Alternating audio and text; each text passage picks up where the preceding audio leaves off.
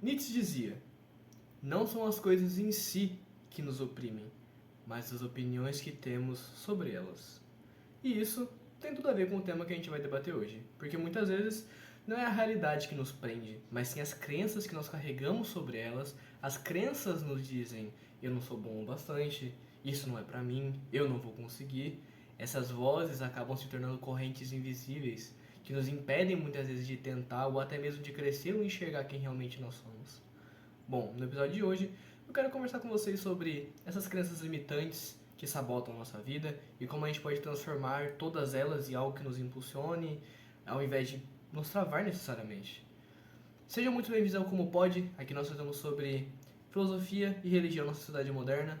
Estamos num ambiente novo, então estamos se acostumando ainda, as coisas estão muito novas aqui, mas mudei de casa, então tá tudo muito novo. Mas vamos direto ao que importa, não é mesmo? O que são crenças limitantes, não é?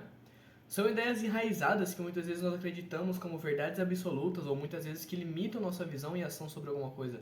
Um exemplo muito clássico sobre tudo isso é o famoso: eu não sou bom o bastante, o dinheiro é sujo, o relacionamento sempre dá errado, eu não consigo aprender isso porque eu sou assim ou eu não sou assim.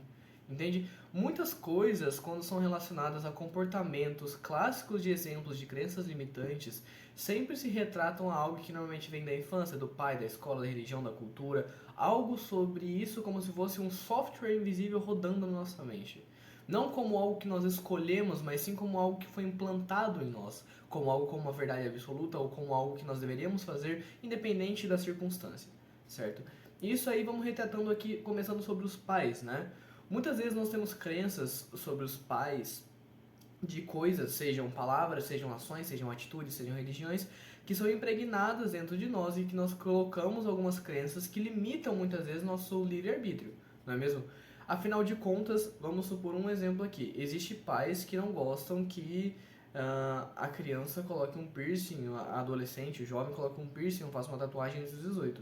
Porém, existem aqueles nos quais com 15 anos conseguem fazer porque os pais não se importam de fazer, pois é uma coisa que decora o corpo, vamos dizer assim. Então isso é muito retratado dessa maneira, principalmente por conta que esses comportamentos que vêm sendo passados muitas vezes pode ser um comportamento que a sua avó passou para sua mãe, a sua mãe passou para você e isso para você é uma verdade absoluta. Ou muitas vezes pode ter sido quebrado por você, por você ter uma filha, por você ter um filho, por você ter alguém na sua vida na qual você passa ensinamentos, né? Na escola, muitas vezes, nos passamos tabus, nos passam coisas nas quais nós precisamos seguir um padrão muito repetitivo de algo, como, por exemplo, as milhares de matérias que enfiam na nossa cabeça a troco de nada, basicamente, porque colocam muitas matérias que não iremos usar muitas vezes para ser coisas do mundo, coisas da vida. É mais material, vou aprender matemática, mas eu não sei como é que, se a casa pegar fogo, como é que usa um extintor. Coisas do tipo, a escola deveria nos ensinar um pouco mais para a vida, né, mas esses tabus que a escola coloca em algumas coisas de ensinamento, ou o que uma religião pode colocar, uma cultura pode colocar, muitas vezes colocam uma pessoa numa situação de ter uma crença muito limitante. Numa religião, por exemplo, existem as doutrinas, né? Na católica existem as doutrinas sobre o pecado, sobre a comunhão, sobre estar se confessando com uma certa frequência, cultuar a missa sempre ao domingo e não poder faltar como algo que é um dever, uma obrigação. Isso cria uma crença limitante referente a muitas coisas que abrangem o nosso livre-arbítrio, né? As culturas, muitas vezes, também, afinal de contas, nós vivemos um mundo onde tem milhões, bilhões de culturas diferentes, referentes a qualquer tipo de coisa, seja uma vivência, seja a comida, seja a dança, seja a música, seja a religião, a milhares de coisas diferentes, né?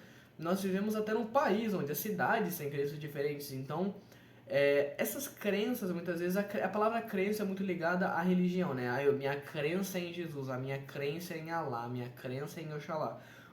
Mas não necessariamente a tua crença se limita necessariamente a uma divindade, a um ser ou um culto que leva até o divino, né?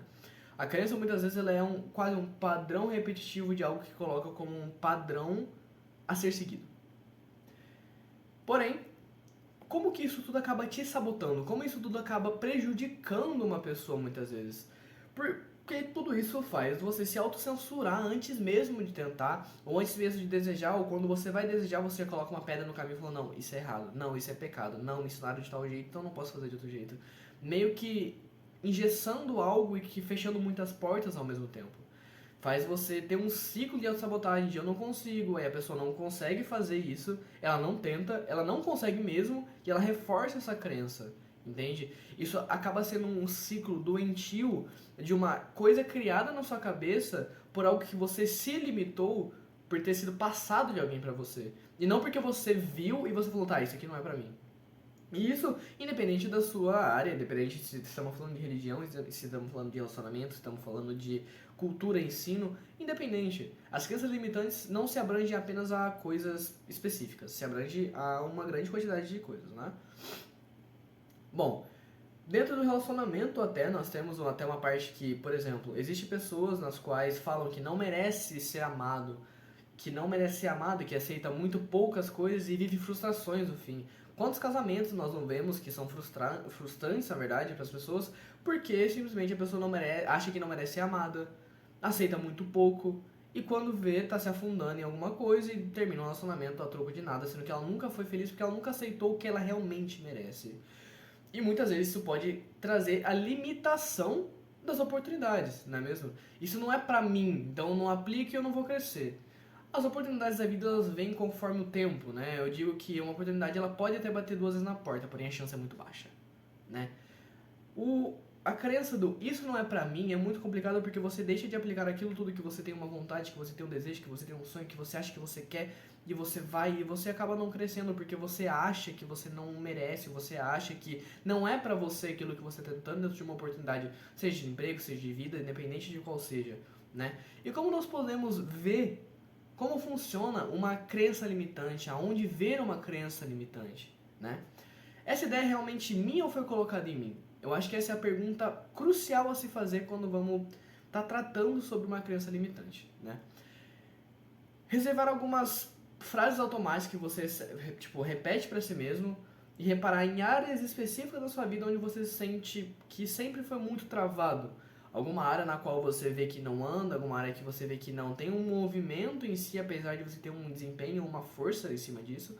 Mas são coisas que são repetitivas ou padrões que são repetitivos por conta de muitas vezes crenças que são limitantes. E até inconsciente, né? Nem sempre nós temos crenças que são totalmente conscientes que nós estamos fazendo.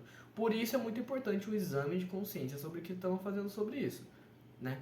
E como nós podemos, enfim, transformar isso tudo em alguma coisa que sirva como um aprendizado, como algo que vai ajudar, né? Bom, o questionamento que eu gosto de trazer muito quando se trata de uma crença limitante ou de um padrão sendo repetido é: isso é fato ou é só uma história que me contaram? Muitas vezes nós colocamos algo como lei na nossa vida quando é tratado de uma forma que, quando eu era pequeno, me contaram que, vamos supor aqui, me contaram que se eu acender o fogão e cozinhar alguma coisa depois da meia-noite, o bicho-papão vai me pegar. Então, desde que eu me conheço por gente, eu não faço isso e não deixo ninguém fazer. Isso é uma crença na sua cabeça que te limita a sentir fome depois da meia-noite para cozinhar alguma coisa. Entende? Foi um exemplo muito chulo, né?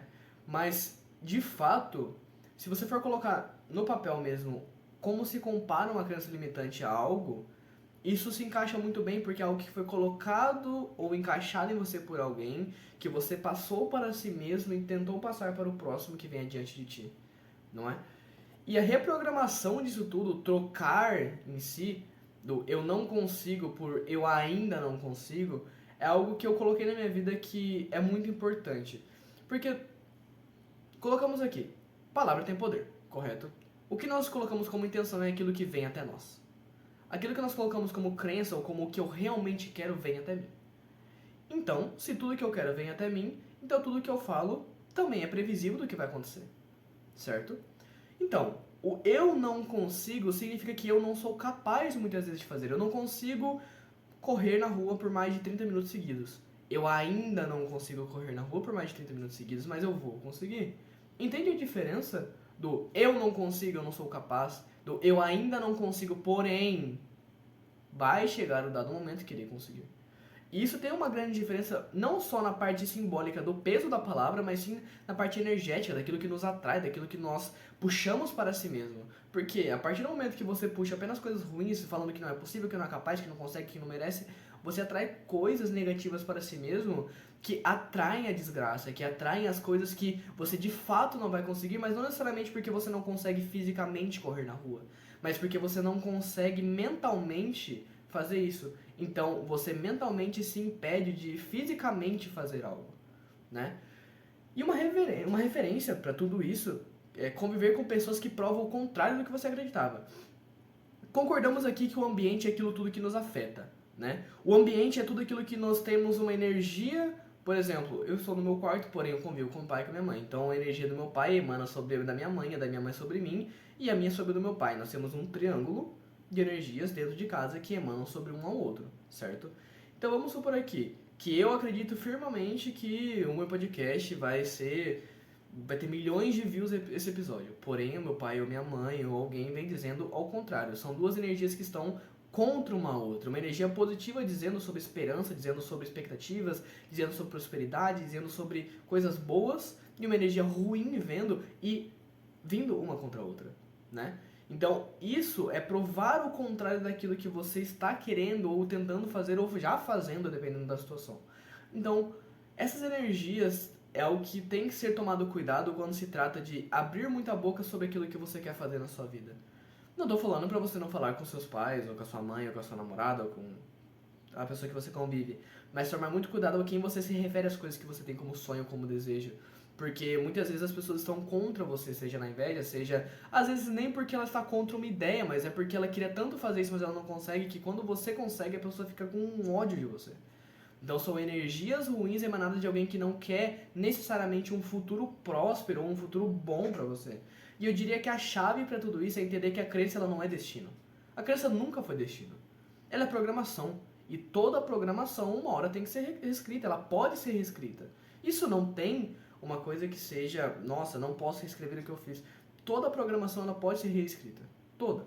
Independente do que for. Seja numa academia, seja numa religião, seja na tua vida.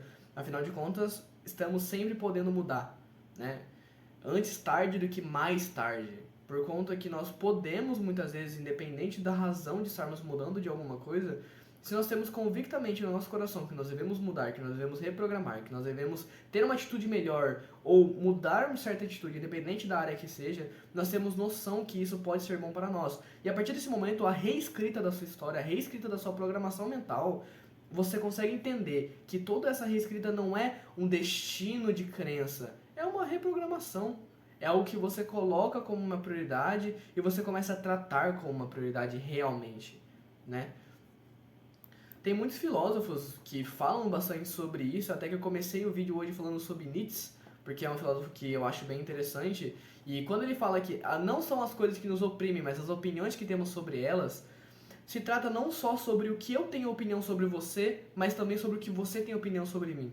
Afinal de contas, o que nós temos como, muitas vezes, crenças limitantes são por próprio preconceito que nós temos sobre algo que nós temos ignorância, certo? Porque nós somos humanos e humanos, canonicamente, são ignorantes. Afinal de contas, nós temos aprendendo, e, no fim de tudo, nós morremos burros. Não sabemos de muita coisa, podemos ser inteligentes, mas nunca saberemos de tudo, afinal de contas, porque não temos tanto tempo de vida assim.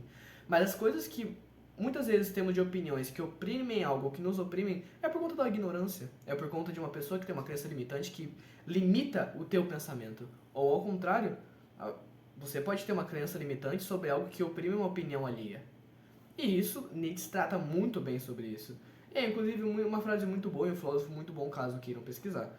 Porém, a chave de entender tudo isso é tentar reprogramar tudo aquilo que Vocês veem como uma crença limitante, afinal de contas, algo que te limita é algo que cria uma barreira em alguma área da sua vida. E isso em qualquer área, né?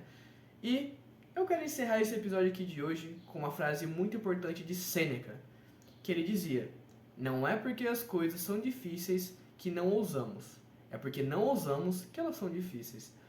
Mas o que ele fala? Por que ele fala sobre isso?